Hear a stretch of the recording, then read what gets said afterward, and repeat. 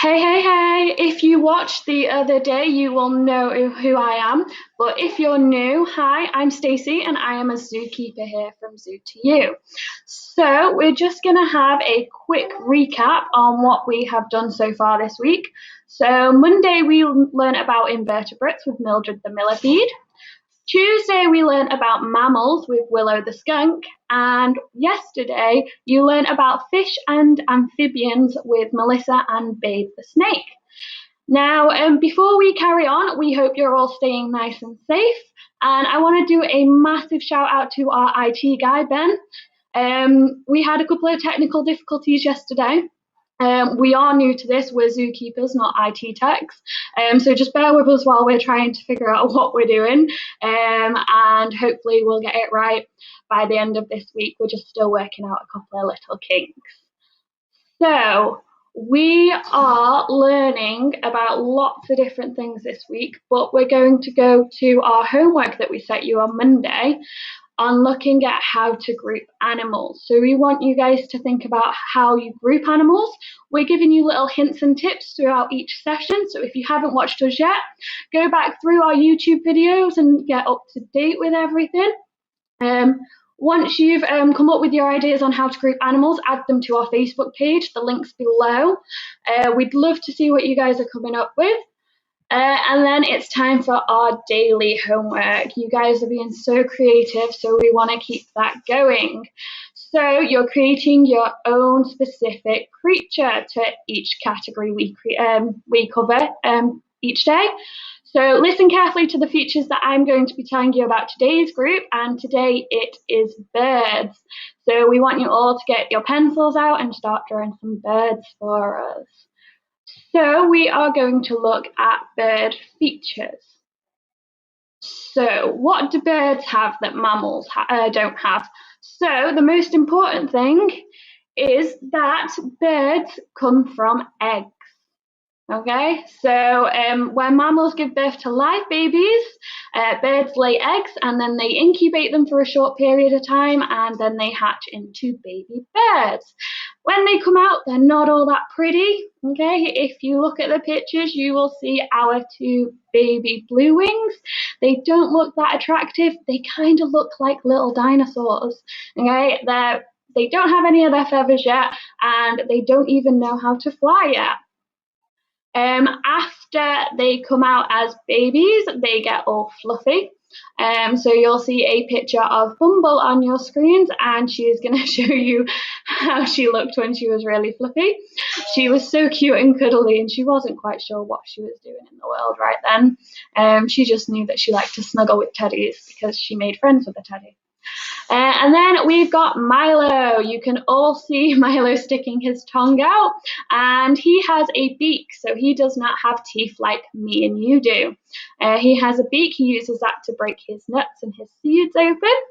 And then moving on from Milo, we have Jelani. Now, if you look at the bottom of this picture, you can see that there is a falconry glove being worn, and this is because birds have very, very sharp talons, especially birds of prey. So that glove was just protecting my hand. And this last picture is of a Canadian eagle owl, and you can see very nicely that birds fly, most of them. Can you guys think of a bird that might not fly? There's quite a few of them. Some of them live in the Arctic.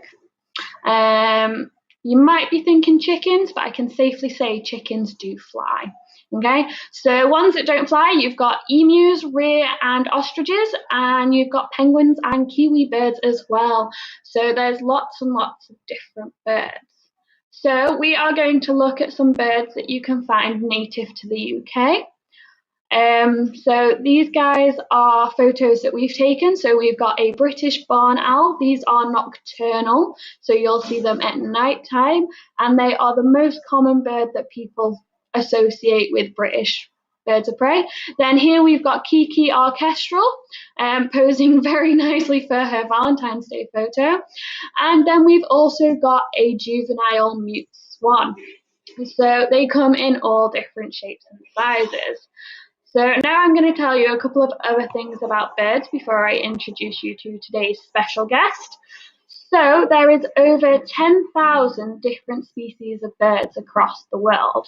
Okay, you see chickens, you see swans, you've got blackbirds and blue tits. They're all different sizes, all small, and they have different shaped beaks as well. And they have adapted and evolved so that they can eat what they need to eat. Some birds don't get seeds where they live, so they have evolved to have a better beak to eat food. So today we are going to introduce you to this very special guest here.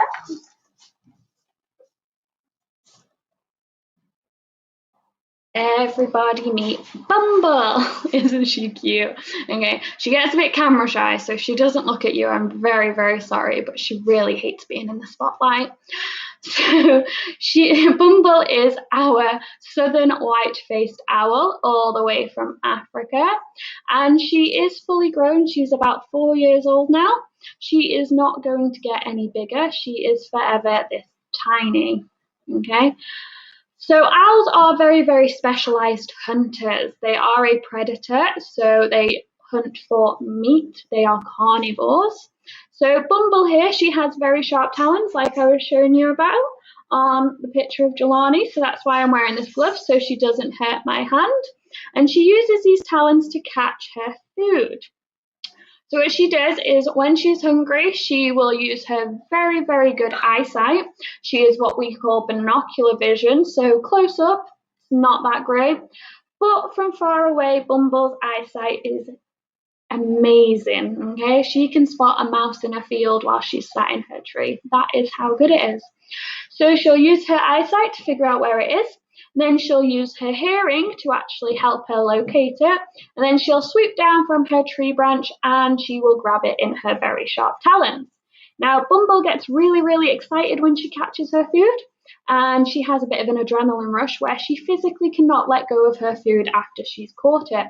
So she will fly back to her tree, and then by the time she's got there, she's calmed down enough to actually dig into her nice, tasty mouse. If she did choose to eat on the floor, it'd be very, very dangerous for her because she would be very vulnerable. So it's much, much better that she does fly back up to her tree because there's less animals there that can catch her. So once Bumble has caught her food, believe it or not, this tiny little beak here, it goes straight down the hatch. She can eat a mouse whole. It's crazy. Okay, it might not look like much, but it's a very big mouth under there, and she can make quite a lot of noise as well when she wants to. So she has a very, very special digestive system. She doesn't have a crop like most birds do. A crop is normally a place where all the bones and all the fur and everything goes so that they don't, the stuff they can't digest, so that they can cough it back up and get rid of it. Owls don't have this, so she has a gizzard. So it goes all the way down through the tract, goes into the gizzard, and then once she's digested the most important tasty parts of the mouse, all the fur and bones that she can't digest come back up through, and she coughs out a pellet. So a pellet is just a small little thing about this big, full of bones and fur that she just can't digest. Now, she cannot eat anything else until that pellet is coughed up.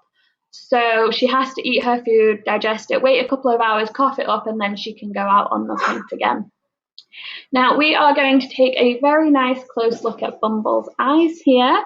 If you can see that, then you can see that they are orange, okay? Now, owls are really, really intelligent animals, and the colour of their eyes tells you what time of day they come out and hunt for their food. So Bumble has orange eyes, which tells me that she's crepuscular. Now, if you watched on Tuesday, you met Willow, and Willow is crepuscular as well. So it means that they come out at dawn and dusk when the sky is orange.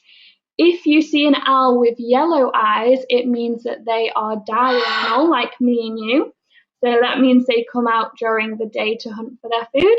And if you see an owl with dark brown or black eyes, then it means they are nocturnal.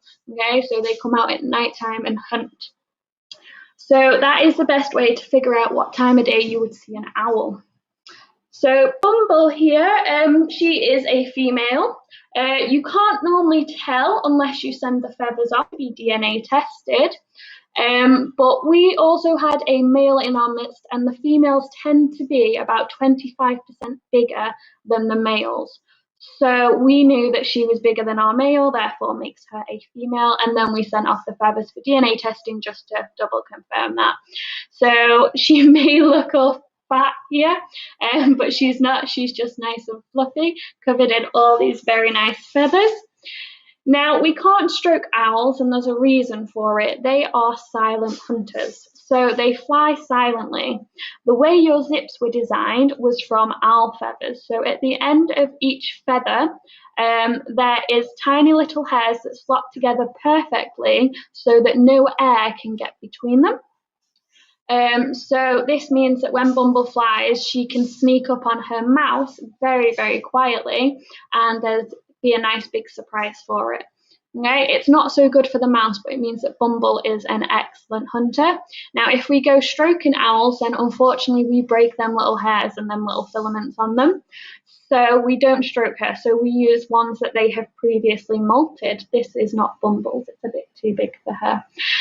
This was from our African spotted eagle owl, Jelani. So each year our birds molt their feathers and grow new ones, just like your dogs and cats molt fur. So these are some previously molted feathers from Jelani last year that we use for educational purposes. So you get to feel what a feather is like without actually damaging them on the owl.